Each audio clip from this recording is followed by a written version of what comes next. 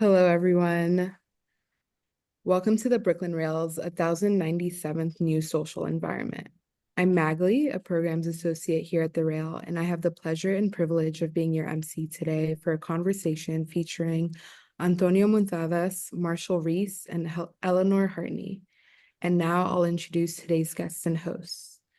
Antoni Muntadas, his work addresses social, political, and communications issues and the relationship between public and private spaces within social frameworks.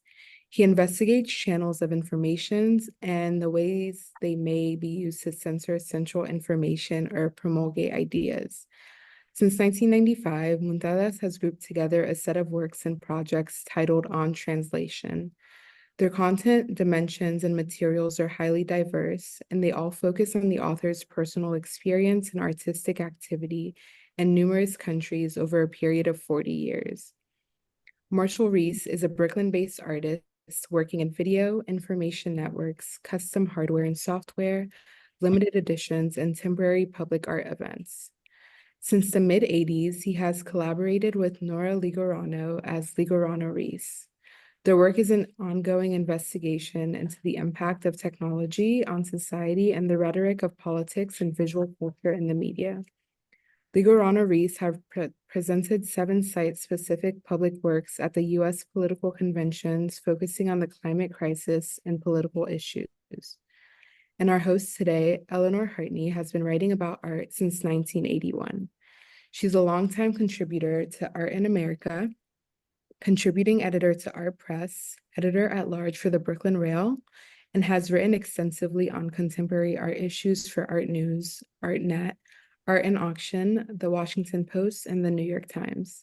Her most recent book is the co-authored Mothers of Invention, The Feminist Roots of Contemporary Art. And now I'll pass it over to Eleanor. Okay. Thank you very much, Magley. And thank you for everybody for attending this, I think will be quite a fascinating discussion. We're here to talk about Political Advertisements, which is a 40-year collaboration between Muntadas and Marshall Reese. And it is a collection of political advertisements. They started doing this in 1984, but in fact, they've been collecting them starting in 1952. So we have, it becomes a history of political advertising up to the moment. And what's particularly amazing about this collaboration is that every 4 years, they have been sort of redoing it, reworking it to respond to that new election year's advertisements. And so it really, it's a constantly moving, constantly changing project, and it really serves as a kind of history. In a way, it's a history of American politics, but because it also includes all of these advertisements from people who lost, the winners and the losers, it also becomes a kind of, I guess I see it almost like an alternative history of what might have been as well. So it's a fascinating document, and they're currently working on the upcoming one, which will be, I guess, unveiled. Marshall, when is it going to be unveiled? Well, we have a number of screenings, but in New York City, we're premiering the 2024 version at Cooper Union's Great Hall at 6 p.m., I believe, on the 22nd. And it's a free event, and we'll be talking at the conclusion of the screening with On the Media host Brooke Gladstone. So it should be a really great event. Right. So I thought what we would do today is first, I would like to talk sort of generally about how this came about, how it has evolved, and then we have some clips that will be, some of which will be, I guess, and some of which may not be in the upcoming version, but which give us a chance to talk about this whole way in which kind of basically political propaganda has evolved over, since 1952. So I wanted to start with Muntadas. If you could just talk a little bit about how did this come about? What started this? What was the impetus? Well, we are talking about 1984, I was at that time working in MIT, and I have the chance to meet Ed Diamond. Ed Diamond was working at the political science department. I discovered, he made the book Spots. That is the first anthology on political advertisement. Of course, these spots, it was analyzing, describing, and including photographs. And what I think interests me, and I asked him, and I think the analysis and criticism of the material, it was great, but I think it was also important to see the material. That under these circumstances, I asked him if for his research doing the book, he has some videotapes of the Nixon period. I'm talking about 60s, 70s. And then it was her first research, working on materials. It was very, very limited, the material. And with the time, a little bit, I spoke with Marshall Reese. Marshall is always interested on media. I was already thinking in issues of propaganda, advertising, and we decided to work together and to do a complete research on this project. The first move was clearly get the tapes, and the tapes for the Democratic Party, the Republican Party. At that time, it was not internet. Then with the time has been a big sources to get the material, to see alternative material with the time. And we was working with a very limited, again, material, but enough to see and perceive that the material of these the advertisements, it was first a kind of declaration of information and slowly move on the possibilities of this information move to the idea of seduction. And this is how it changed the strategies of the advertising. I think, Marshall, if you want to see your perspective from when we start the project, we could go on. Yeah, I mean, Marshall, both of you have been very involved in sort of media studies, and maybe you could talk a little bit about how this project, because it's been going on for 40 years, really reflects changes in media and in the way in which, I guess communication has changed. Yeah, no, very, very much so. I mean, when Muntadas, when I met Muntadas in the 1982, 83 in Spain, and at that time he showed me a preliminary cut, and I was very interested in it because I've remembered from childhood a number of the spots. And I think that the time period when we started, 1984, is a key component, because I think a lot of artists then became very interested in media and shaping, and also at the same time, we had our first showbiz president, Ronald Reagan, Hollywood star, and I think that the Reagan administration had an incredible media strategy. They were very message oriented and on point. I recall at the time that there was like a message of the day that they were very succinct about putting out. So I think that caused a lot of artists to think about how media was shaping our lives and politics. Yeah, and it's a history of course, the changes in media, but it's also, I think, a history of the changes in political discourse, certainly, and sort of what's permitted and what isn't permitted. And it's kind of, I guess, the evolution of ever more sophisticated forms of propaganda in a way. Which of course, starting as a starting point in 1984 seems like it, makes a lot of sense, although the project itself stretches back to, 1952. So I guess one of the questions too that it raises is how important is this kind of advertising, this kind of propaganda? How much does it actually kind of move the needle? I mean, and we can, there's certain spots, I guess, that all of us can remember that seemed like they really were significant. But what, having now watched this process for 40 years, what's your sense of that? Well, I think we need to consider that in the very beginning, two former presidents, in the beginning, there was really a media personalities. We're talking about Nixon, and we're talking about Kennedy. I think at that time, radio, it was important. I think the message in radio, it was very much a tool for Nixon.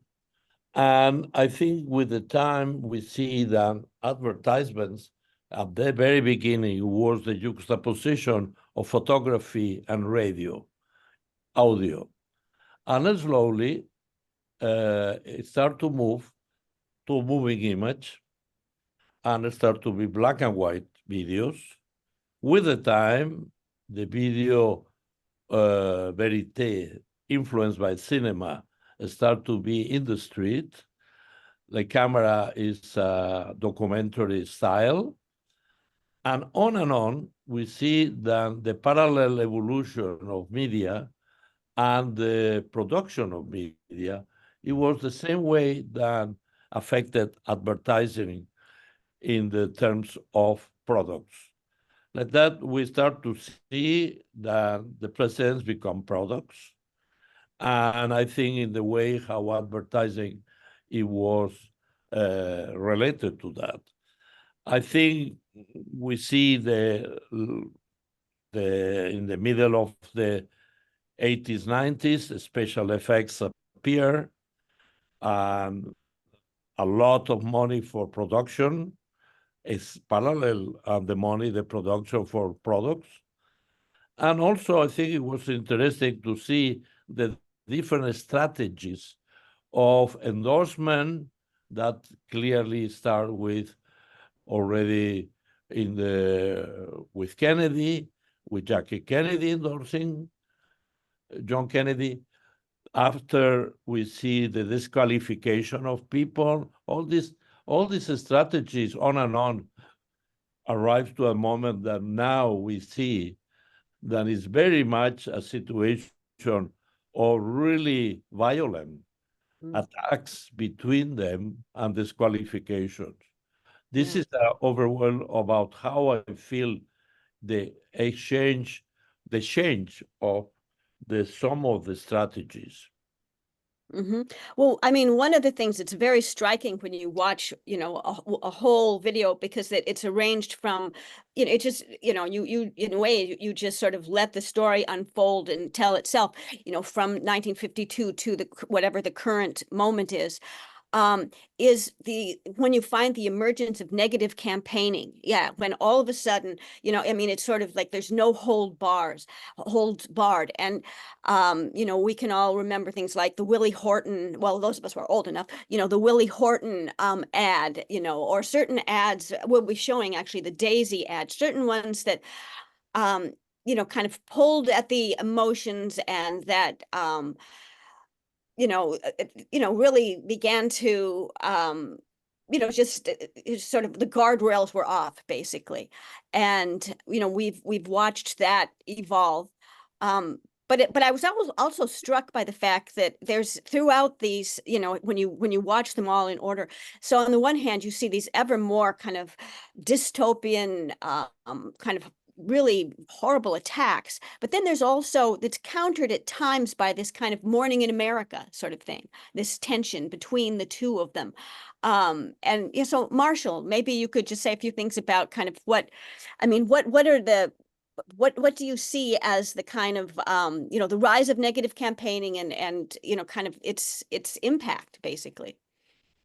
Well, I think that, and Tony's right about what I think is remarkable about this collection and the film video, the feature-length video, is that you can see not only a political history, which is semi-fictitious because, that these are what the candidates want you to see. They're like commissioned portraits.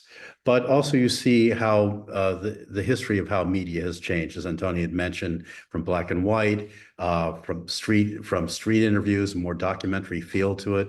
And you can see all these emergent technologies in film and television happening during the history or the timeline of our production. I think, negative ads are very effective in terms of being able to define the other candidate. And, like, for example, in 2004, John Kerry was a very distinguished naval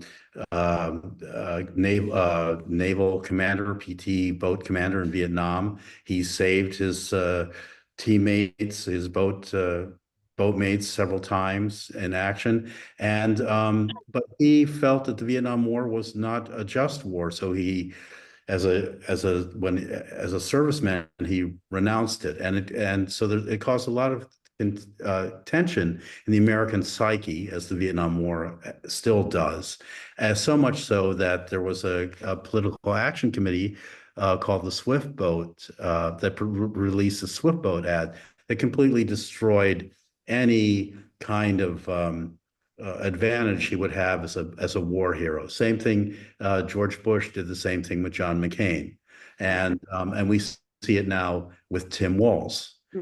Yeah. So this is are they effective? Neither Muntadas or I are media consultants or political scientists, so I'm not sure how much it really alters the voter's mind. Yeah. Well, I mean, But it's one thing is, of course, we don't go probably change the intention of vote with our work. Even we have the intention to show that 1 week before elections, to convincing people the vote is important. That is certain political intentions here to see that, okay, look at what is being on, and tomorrow or in a week you go to vote and think about. Mm-hmm. I think it's an element that I think is part of our interest. No? Yeah. Well, maybe I think now let's, having talked sort of generally about it, let's look at some actual spots. We're I guess most of these or some of these will be in the upcoming version, but at any rate, they kind of illuminate different aspects of some of the things we're talking about. And yeah, let's start with a spot way back. Let's go way back to Eisenhower, because we were talking about how much things have changed. So this is kind of a baseline, I guess, in a way of where it started, and then we can talk about where it's gone. So should we play that one now, Magli?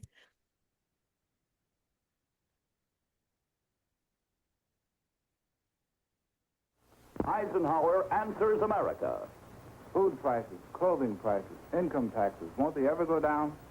Not with an $85 billion budget eating away on your grocery bill, your clothing, your food, your income. Yet the Democrats say, you never had it so good. I am excited about voting for Governor Stevenson for president. I think he is a new kind of man in American politics. He will be a president for all the people. Stevenson has told the Texans and the people of Louisiana and California that Thailand oil belongs not to them alone, but to all of the people of the country. In the South, he has made a strong statement for civil liberty and full equality. The farmer, the businessman, the veteran, and the working man, to each in turn, he has said that he will represent not their interests alone, but the interests of all of us. That's why I am excited about Governor Stevenson. He will be a president for all the people. So, I mean, that is from the perspective of today, of course, that's, you know, it's so kind of straightforward, stripped down, and kind of not entertaining. Yeah, so that's kind of where we started from. I'm curious about, you know, kind of, so it's starting from that point, then what happens when, you know, when does it start to change? Well, I think that it starts to change as Muntadas has mentioned with John F. Kennedy. I mean, even though that I want to mention that the Eisenhower Answers America was the product of an advertising executive named Rosser Reeves, who felt that Americans needed to be, or the consumers needed to be reminded time and time again to buy something. He's the person who devised the Alka-Seltzer ad, which I'm sure you probably remember, Eleanor, as I do. and also about M&Ms. So this really hard-hitting selling. So he transferred Eisenhower as a candidate would speak for too long, would mention so many points that he would lose people. So Rosser Reeves crafted these ads to clarify his positions.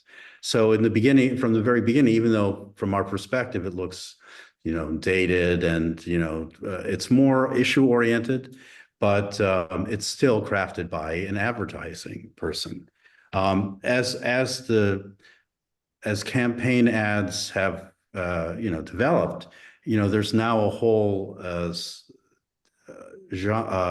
class of media strategists. It's become very sophisticated. It's not necessarily tied to advertising. It's become its own form.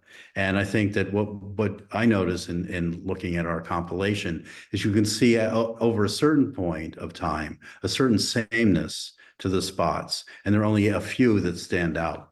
Like the next one that we would want to show is the Daisy spot, which I think really does break the mold from what we've just seen. Maybe before the Daisy spot, it's important to add the personality or the role of the political advisor. I think this is some role that is invisible for the people who looks the ad, but it's the kind of, we could say, professional in advertisement, then it could be today in United States and tomorrow in Sao Paulo and in 2 weeks in Israel and 5 in Taiwan. They are kind of mercenaries of the advertising, the political advertisement, and they make decisions obviously on the relationship of money and seduction to convince the voter. But also, I think it's important to forget sometimes the context where he is, making formats in the same way and maybe repeating this format in different countries. I think a little bit of a research on that direction, we saw that a lot of these ads, they've been in a way transformed for another context and serve for the same idea to convince the vote. Right. Well, and also, I mean, it's interesting, and we'll see as we go through it, there are certain, you know, issues, even if you go back to the Eisenhower one, you know, the balanced budget, you know, government overspending, that these issues, many of them, you know, recur, but it's the way in which they're presented that becomes so different. But let's look at the Daisy one. This is probably one of the most famous political advertisements.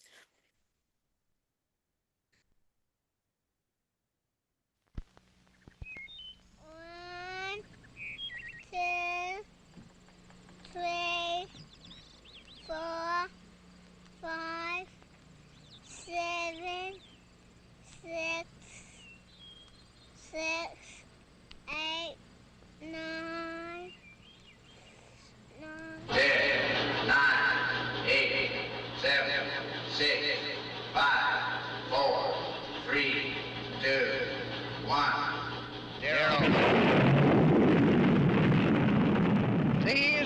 the stakes? To make a world in which all of God's children can live, or to go into the dark. We must either love each other or we must die. Vote for President Johnson on November 3rd. The stakes are too high for you to stay home. So this ad really introduced, in a way, that what has become such a kind of constant feature in political advertising, the politics of fear. Would one of you want to talk about kind of the context in which this particular advertisement appeared? Yes, sure. I'd like to do that.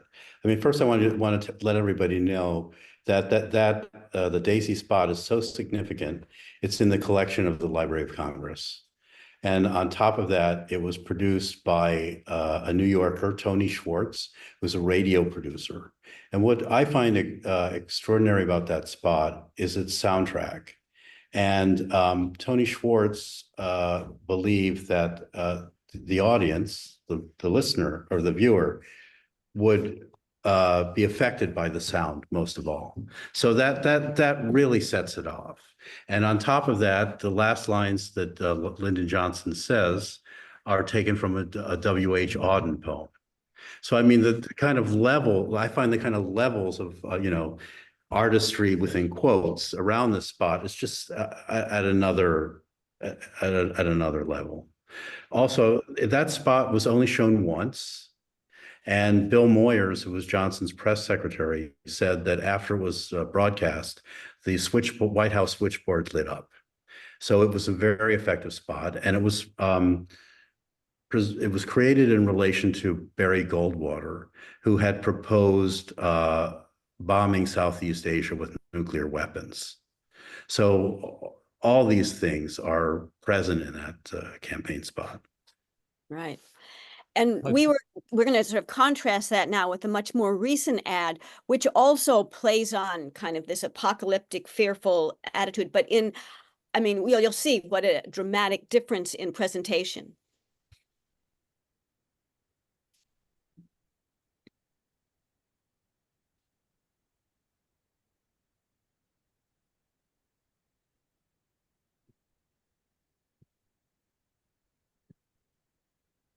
Lights out. Riots in the streets again tonight. Police here are outnumbered. The Democrat Congress and President Biden have made massive cuts to police. Protesters now have entered a residential neighborhood. Mom, what's that? They'll defund police. Stop! They'll disarm you. No! Don't let this nightmare come true. Moms for Safe Neighborhoods is responsible for the content of this advertising. I mean, it's just gone up to such another level. Antoni Muntadas, do you want to talk a little bit about the context of this one? Well, I think the construction of fear started with the Daisy spot, but it has a continuation very strong of the use of Nixon and a spot that inspired, for me, the Hitchcock film strategies. Fear is present in a urban situation. Lady is running in the street. The fear is emotionally appear in all the movements, and is practically just a piece of filmmaking from a kind of homage to Hitchcock. Like that, we could see the art, cinema, and even performance are part of these inputs in relationship with this art. Later on, Trump used also to disqualify Hillary Clinton a spot where fear is present. And we saw this recently, the Biden, where I think the image is already about violence. I feel myself that fear is an emotional situation that appears before or after violence.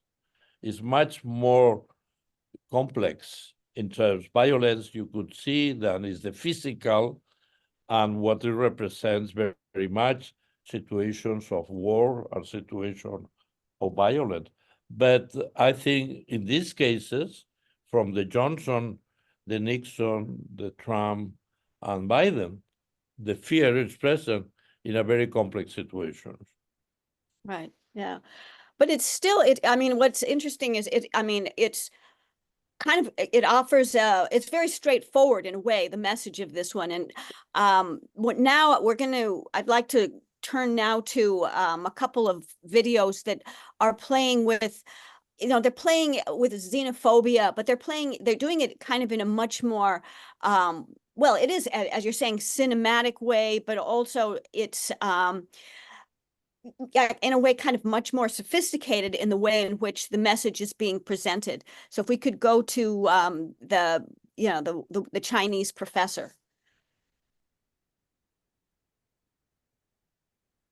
Think Kamala Harris is bad. Meet Tim Walz, the Manchurian candidate. Walz got married on the Next. 为什么强大的国家都会走向灭亡呢？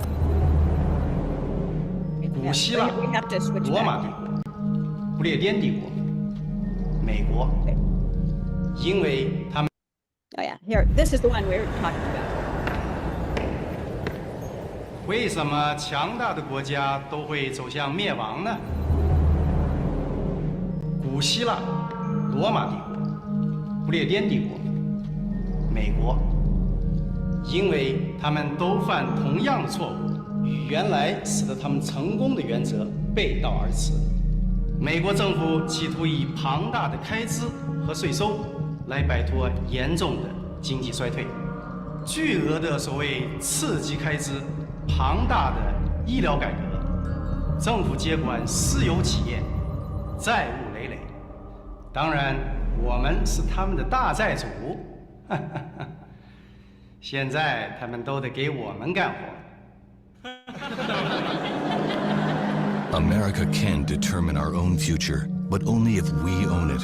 For American independence, we must cut spending and waste. Yeah, I mean, so for American independence. This one is so cinematic, and it recalls all kinds of dystopian, futuristic films that we've seen. Well, let's think Kamala Harris is bad. Yeah, let's watch another take on this. Maybe we can start at the beginning again. Let's another take on this sort of China fear mongering. Okay, go ahead. Think Kamala Harris is bad. Meet Tim Walz, the Manchurian candidate. Walz got married on the Tiananmen Square anniversary and visited China 30 times, including his honeymoon. Walz is a pro-China stooge who'll undermine our national sovereignty, weaken our defenses, and keep our borders open while cheap Chinese goods keep flooding the market. The choice is clear. Trump-Vance puts America first, and Harris-Walz, China first. House Freedom Action is responsible for the contents of this ad. All right. So, I mean, two different, very different approaches to basically the same, kind of xenophobia. Yeah, Marshall, you want to talk a little bit about the context and contrast of these two?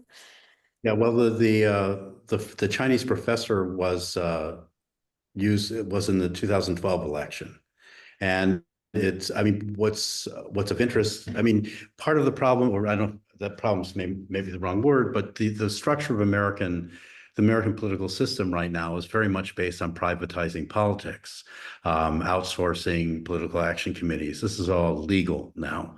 And both those spots were not produced by the parties, the Democrats or the Republicans. They were produced by political action committees. The first one, the Chinese professor, was the Americans for Prosperity, which is funded by the Koch brothers. And the second one, I forget the name of that PAC, but that's a PAC, a Republican PAC for maintaining the majority in the House. So, both really are playing on fears about the Chinese professor, America's loss of power, indebtedness to China. It's the corruption of the country. Obviously, what the Chinese professor is telling his students is how in our country high taxes have actually probably taxes on the rich. People like the Koch brothers have destroyed the country. And the other one is making these, people say that Kamala Harris is a communist, and her vice presidential pick is taught in China and has a great interest in Chinese culture and has been there many times. So that's the context behind those two spots. But we need to remind that the United States represent very much politics, creating enemies. We see the Cold War, the Russians, the worst enemy. We saw it in ads like Reagan emphasize the Russians as a power competition. And later on, the Russians are changing by the Arabs, I think related with some of the Arabs' wars. And later on with the Chinese, that it has been always using the idea of a certain enemy to provoke certain kind of anguish on the American voter to see, well, we saw that clearly during the Cold War, and it's a continuation with the different ways of detecting enemies. Right. Yeah, Eleanor, before we switch off or move on, Yeah. I agree with Antoni on this. And I think what's also interesting is that, the shift from Russians as the American opponents to the Chinese. And, you see this in the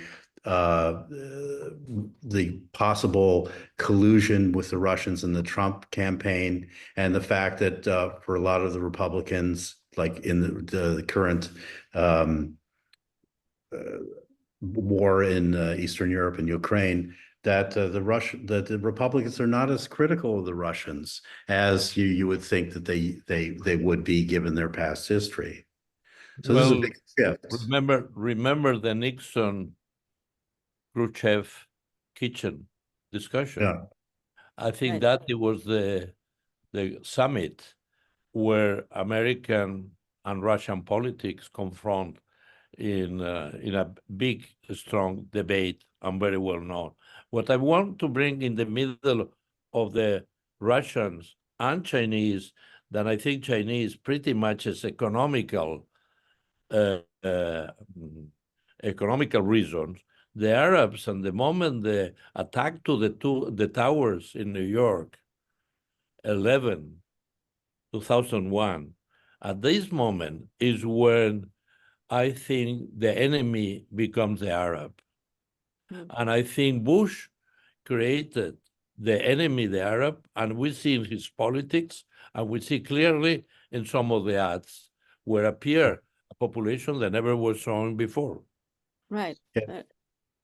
Before we move on, though, I'd like to talk to just about the style of these, because these are so striking, both of these, on the one hand, that it's kind of very, well, as you were saying, sort of very cinematic, but also, the Kamala Harris, Tim Walz one is so kind of incredibly outrageous in, and even, kind of the way that it uses the kind of Oriental Chinese-ish music, and, the whole, the style of both of them, I think, is quite striking. And again, if we think back to the first, advertisements we were looking at, how much it has changed. So maybe you could talk a little bit just about that, the style, the way of presenting this message that both of these use. Well, I think that I think politics is becoming more, I think as much in American culture is changing, it's more entertainment. So you see that both those spots, the Chinese professors like a Hollywood film, and it could be a Tom Cruise film of some sort, of action film, and the other spot about Kamala Harris and Tim Walz is sort of a parody. So it's much more like probably like an internet joke or internet meme. And I think that that's kind of like I mean, in the I see it as like a confluence of celebrity and entertainment. And I think that that's very been corrupting for the political process in our country. Yeah. Well, if we look at the next one, the next advertisement, we see even more so this, it becomes like cinema, it becomes like entertainment. All these sort of lines get blurred. So if we can do the next one.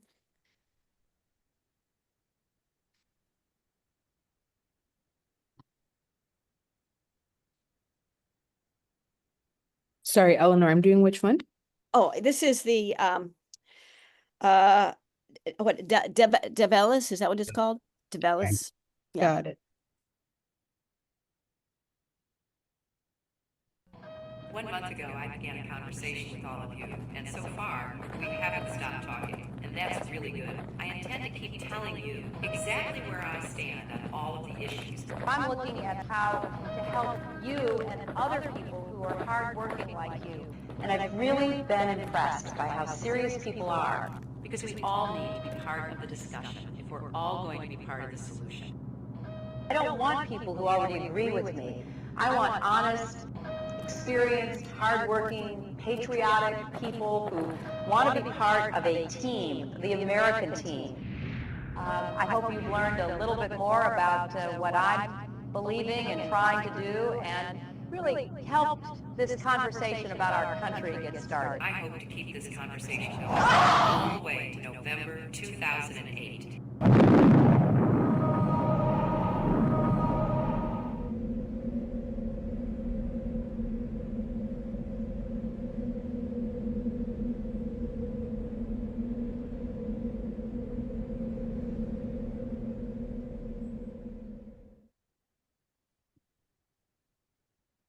Okay. I mean, that's pretty intense. Again, you want to give us some context for this one? Yeah, that's a great, so this is no political affiliation, no PAC. This is some video editor who was a Barack Obama supporter, did a mashup of Ridley Scott's 1984 advertisement that introduced the Apple Macintosh computer. And it went viral. It's a master. I think it's masterful. And I think that Paul Develis, the producer, the editor, went on to become a political consultant as a result of that. But it completely altered. This was at the beginning of the Democratic primary in 2008, and it completely altered the standing between Hillary Clinton and as a viable candidate and a newcomer Barack Obama, because the media started talking about Hillary Clinton as the PC and Barack Obama as the Apple computer.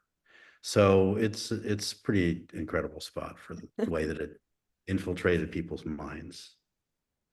And so it was not, as you say, not affiliated with any not only any candidate, but with any PAC. So is that continued? That, I mean, is there still a lot of that kind of thing going on? Well, I think that as you know, the possibilities of production and post-production get more accessible and affordable, we're seeing lots of it. I mean, I think that I mean, I've seen so many eating pet videos, you know, lately, cats and dogs. Yes, I mean, this particular spot is the launching pad for like where we are now. Yeah. Yeah. I think it's some aspect that I think is important to emphasize on the work is the editing. The editing process is the first tool or the more important tool we use to select from hundreds of spots every 4 years for the primaries and from the finals decisions. And these decisions are editing, is what the work is made. We could see process that we see in their production, like collage, photo montage, and I think the appropriation of this image and editing in the way we agree, obviously in a subjective way, but I would like to add the idea of critical subjectivity. we are subjective, but trying to get a sense of criticism of all this material. And I think one of other things that I found impressed me for on the spot when I see every 4 years in retrospective is the ambivalence of use of language by each party. Like word democracy, it could be used for Republicans or for Democrats in a way that how come somebody like Trump, he could talk about democracy?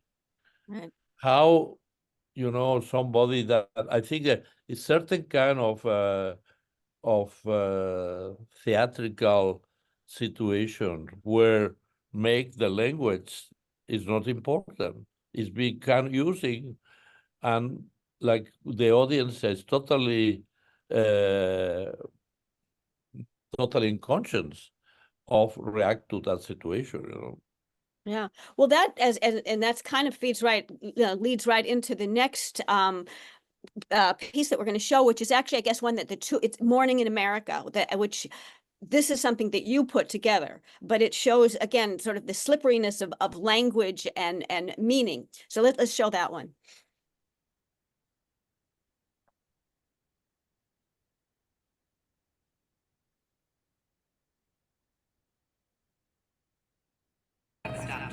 No, not yeah. We want the Morning in America one, if we can get that. It's the promo one. Yeah. Let's see, what does it, I don't know how you have it labeled. I think that's the trailer, that's it, yeah. Okay, because this is kind of fascinating.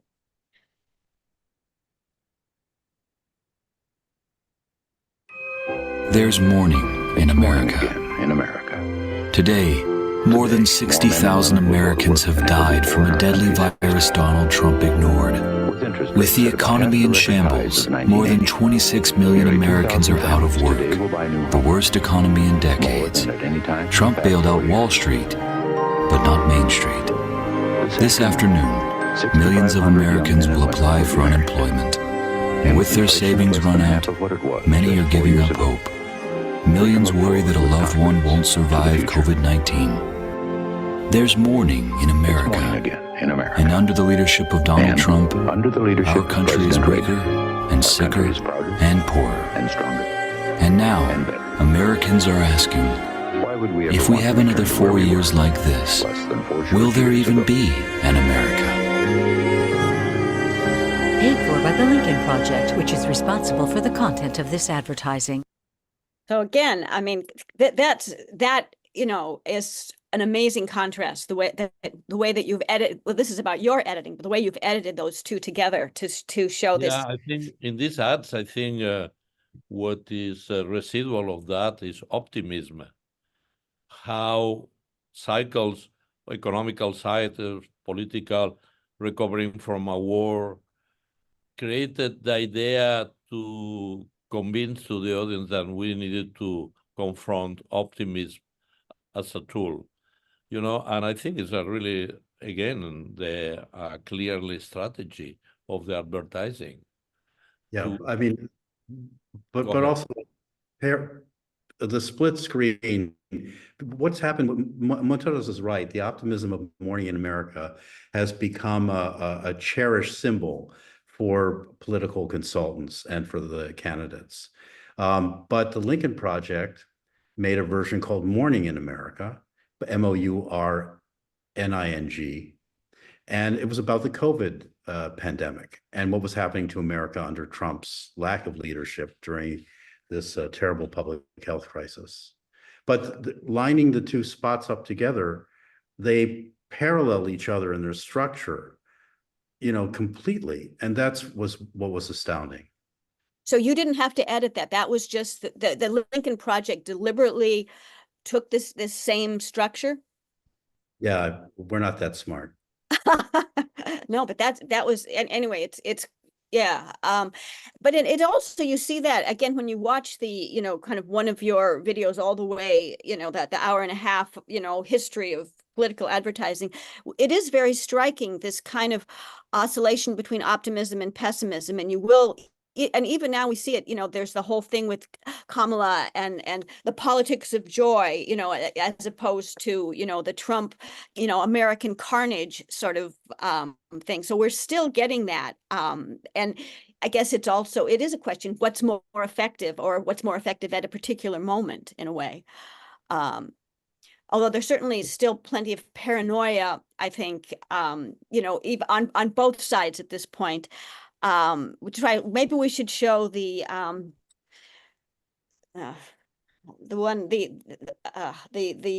state line. Should we? I think that would be very good. Yeah, let's show state line.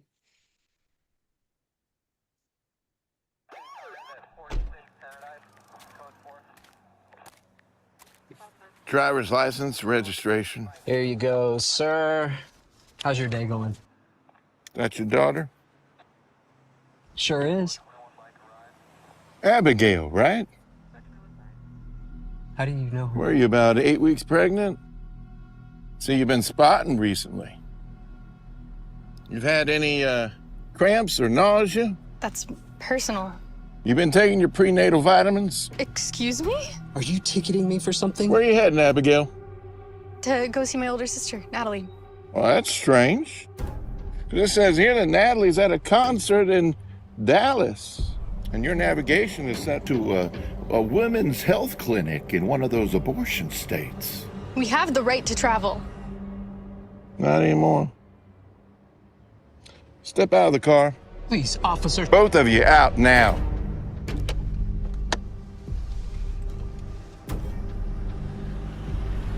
You, sir, are under arrest for crossing state lines to obtain an abortion for a minor under your care. And you, young lady, well, you're under arrest for evading motherhood.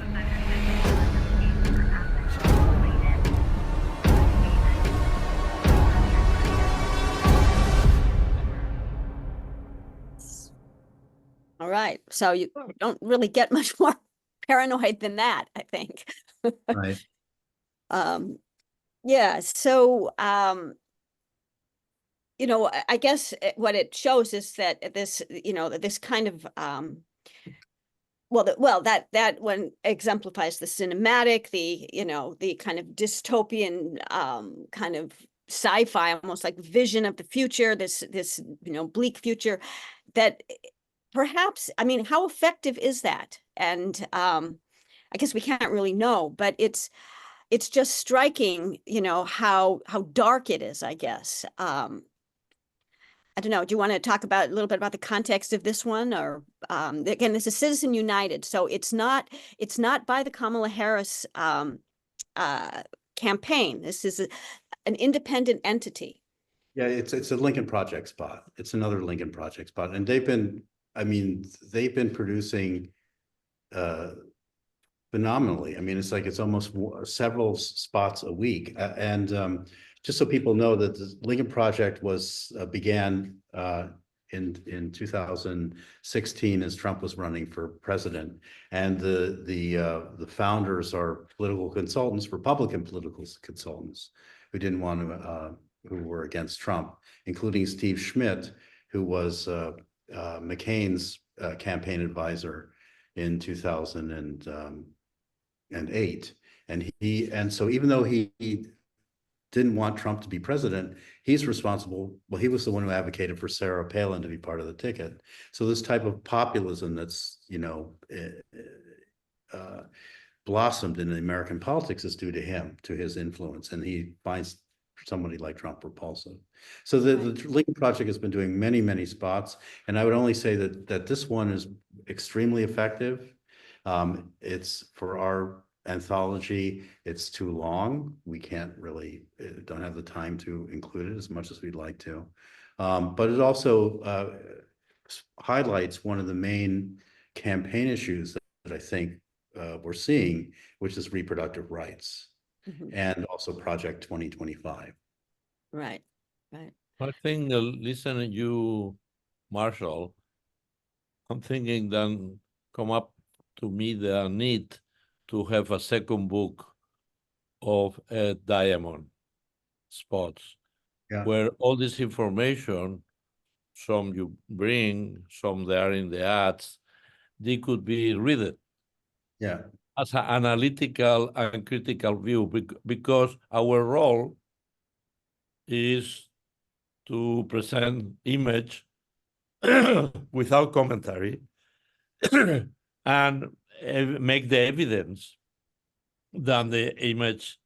I know you not agree to say that image they speak by themselves and the spots they don't speak by themselves. But I think it's important to have information. It's like if you go to see a painting of Velázquez and you know the history of the Battle of Brera, it will make the painting more interesting because you know what the content of this painting is.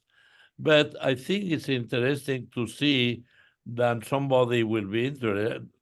Maybe Eleanor, you don't think you could be interesting to take this political advertisement subject on the spot, analyzing like image, like you do with paintings or you do with art project? I just come up with something.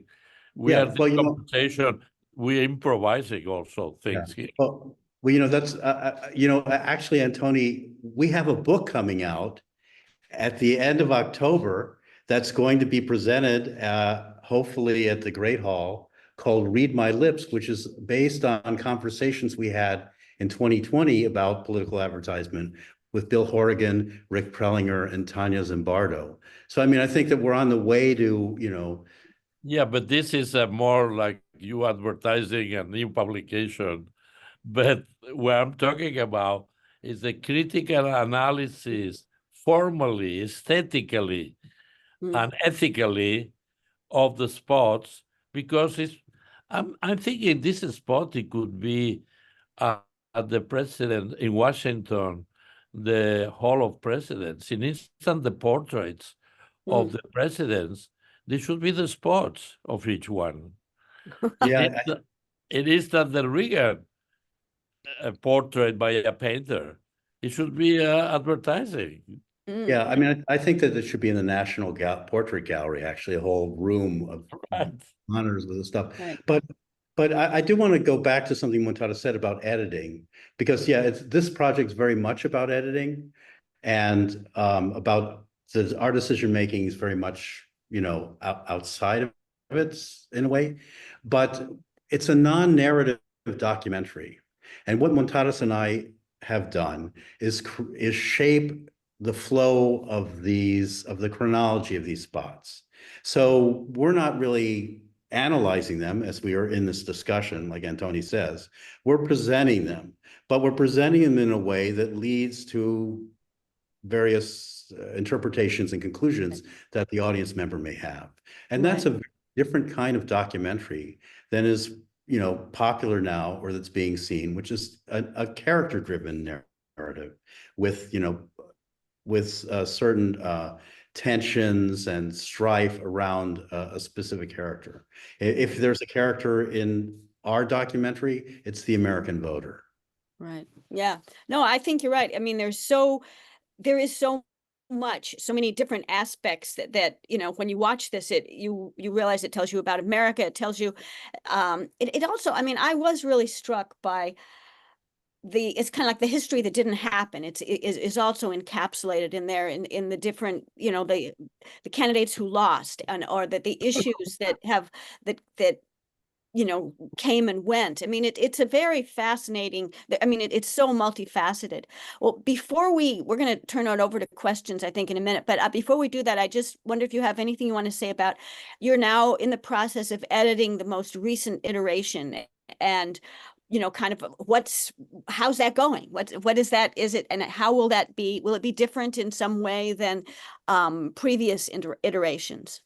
I think the increasing of money investment, I mean, this ads, they cost a fortune. I mean, how Democrats and Republicans investing billions of dollars, I think it's been increasing election by election.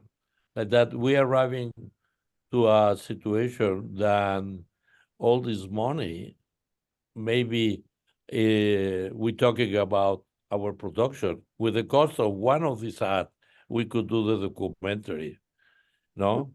Yeah. And I think what I try to see is how is the industry and how the history of advertising is so much related of money that I think we forget sometimes. And I think I don't think it's other country happen this amount of money spent during the elections.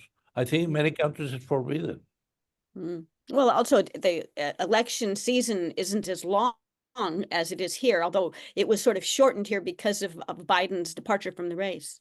But and Marshall, did you want to say anything about the upcoming video?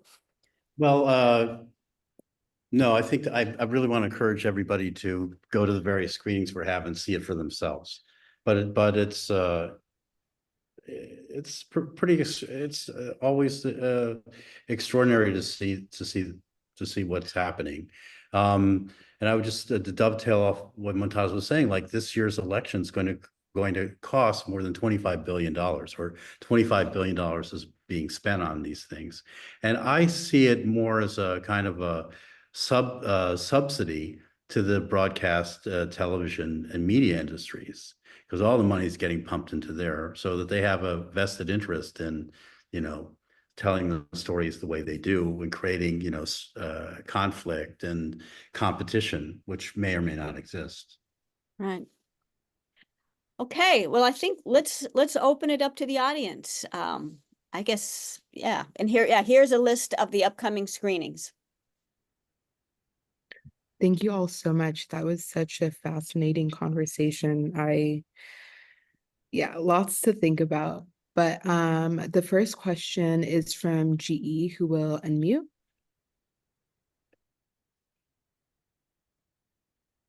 Thank you, Magley. Thank you, Eleanor, Marshall, and Antonio. This is right up my alley, particularly because as a veteran campaign runner of over 40 years now, I'm concerned with the hands-off approach to the use of AI in political ads and political messaging. And I believe the consequences are really going to be severe. And what is your readout of this, both Antonio and Marshall? Well, to be honest, AI is such a new phenomenon, a new tool that I'm not really, I haven't really thought that much about it, other than I did see that there was a story reported that Senator Ben Cardin was, a victim of a deep fake. I'm sure that we'll be seeing more and more of that. It's more, I think, for me, the internet's a wonderful tool, but it's provided an avenue for lots of misinformation, and that we're going to see more of that. Well, I think fake news is a product of internet. I think we see the history of information is a lot of disinformation, but I think fake news now is really intentionally, and it's, I think, very much connected to the grown-up of internet. It's the same thing that the phenomena of influencers. I think we could make a parallel story of influencer and political advisor. I think the influencer tried to convince of opinion for young kids on fashion, on music, on behave. And I think political advisor is trying to convince you of move on and vote for reasons that totally are seduction. Thank you both so much. The next question is from Jeremy. Hey, thank you so much for this great presentation and just walk back through history of these ads. It was remarkable to just look at it through a lens of the ads occurring back in the 60s and 70s were a very general audience ad right? And so like they contained values that were thought to be maybe common amongst people. But what is very different with the ads of today, and would be nice to address or talk about a bit, is each one of those ads is targeted to a very specific audience. In fact, when you're making those ads, that's the first question that you're asking, is like, who do we specifically want to target and when? And because it's not just social media, it's all media, even print media is like this, shopping, everything is all highly targeted to spend these resources. So it's no longer a conversation about like, these are American values. It's like, it's the values of the very specific audience that ad is. So like, for example, I've never seen any of those newer ads, and they're shocking, but like, they're not being shown to me because they're not aimed to change my mind, right? So the way media works today is very targeted. Like an ad, like some of those that you showed, are meant to reach a very specific window of people on maybe on TV or on social media between a certain age range, political class, all kinds of stuff. So I think also context important, where the spots are airing. If it's in one state, other state, I think the directions, as you mentioned, pointed out to the audience, is to really very connected about where the spot is being shown. Yeah. And it's been, I think, a heavy research on context. You know, and in fact, apropos that, one of the ones we didn't show was the Doug Emhoff one. But I was just reading that, and we'll maybe show that in a minute. What is that one called? I think it's called Verse 5 or something like that. Yeah, because I was interesting. I was just doing a little research because it's such a strange ad, and it turns out that this group that again, it's an outside group that produced it. They're producing two different groups. One group, they're trying to inflame the anti Israeli anti-Zionist. So they're trying to tie Kamala to Zionism, and then apparently they're also equally producing ones that are to Jewish audiences that are kind of casting aspersions on her, the way that she's been dealing with the Palestinian issue. So they're sort of actually doing two completely opposite messages to different groups about the same person. Do we have that one? Can we show that that Doug Emhoff Zionist one? Yeah. Can you find that one? Yeah. There it is. This November, let's make history. Joining Kamala will be her husband, Doug Emhoff, the first Jewish presidential spouse ever.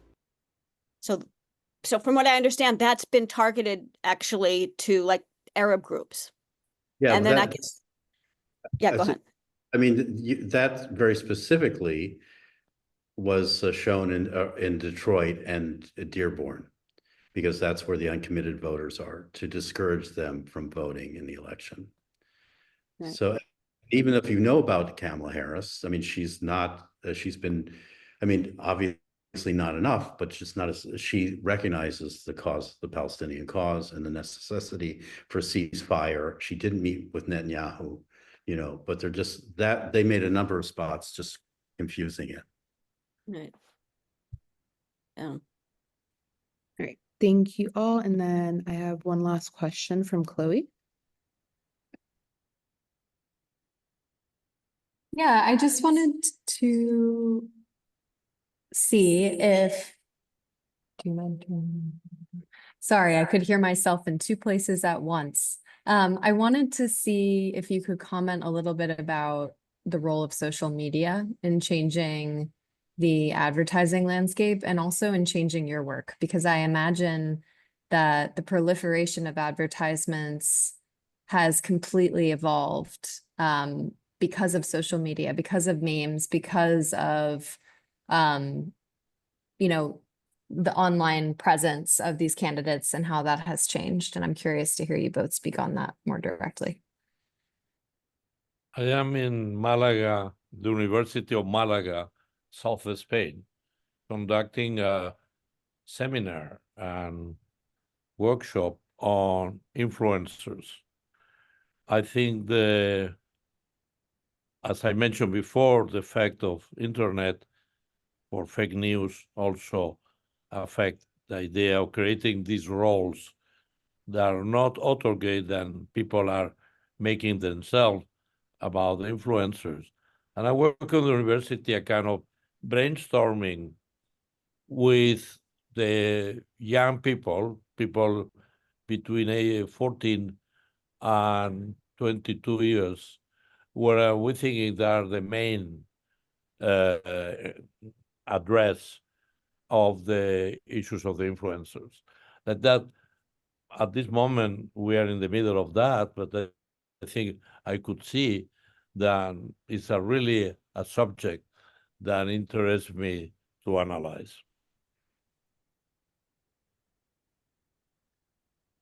Yeah, I mean, I think that the landscape has changed a lot. I think that the political advertisements being emotionally driven is a result of social media that's really compelling people to interact and to raise the emotional level and whether it's angst or anger. And so I think we're seeing that played out a lot. I would say that our primary focus is broadcast television, or what can appear as broadcast television, so that we're not looking necessarily at TikTok or some of the or X, formerly known as Twitter, as media platforms. So we do look at some of the ads and moving image material that's on that, media that's on that. The 30 second, 60 second spots that I think in the beginning it was 30 seconds, and through the years it's been extended, and even sometimes packs created a longer spots, 1 minute and a half. But I think this is very much the format we are addressing. Yeah, and what Antoni's saying about this 30 seconds to a minute to longer than a minute, that's very much the impact of internet platforms, because the expense of advertising has changed, and it's not really so durationally limited on internet platforms. So you can have a 4-minute spot, or you can have an infomercial, whereas it's not affordable in a broadcast television market. And then do you think in the future, that as, kind of social media begins to become more and more the medium for this kind of political, propaganda, will you change? Do you think you might begin to incorporate that into the project? Yeah, I think it will be my view. I don't know what Marshall thinks, but I think it will be another project. I think the projects, they need focus. I think you couldn't put everything in one project. I think this project it has a life, it has intention, and it has been a process. And I think I don't think, maybe it arrived one moment we decide to finish, but I don't think it needs to be into moving from different formats. I think then in certain moment we decide to make a film. You want to talk about this film, Marshall? Yeah, if I can infer what you're referring to, but in the early 2000s, so I was before 9/11, Muntadas and I were seeing how American political consultants were being hired around the world to inform other candidates in Israel or Latin America on how to behave and how to use media. And we thought of doing a film about the advisors, about how they impact international politics as a kind of democracy trademark, because it seemed that that our country was trademarking representative democracy in a certain way. And then 9/11 happened, and this type of neoliberal idea of representational democracy changed a bit. So that's how the impact of certain political events, alter the flow of creative endeavors. But maybe we'll return to that. Maybe the junction of political advisor and influencers get together. Right. Thank you all so much.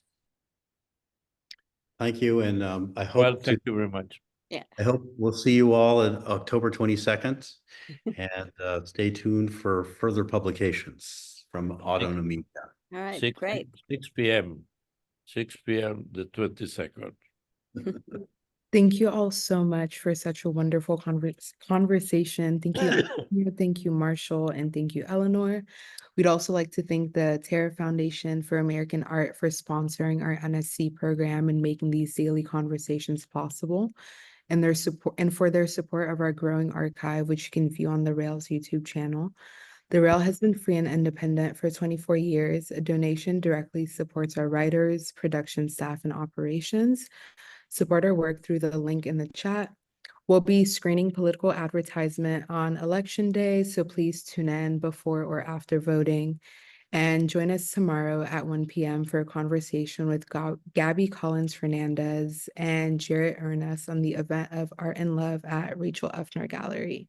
And you can now unmute yourself and say goodbye or hello as you leave. Well, thank you all for coming. So much. Thank you. Thank you. That was Thank you so much. Thank you, Thanks, Antoni. everyone. Thank you, Marcia.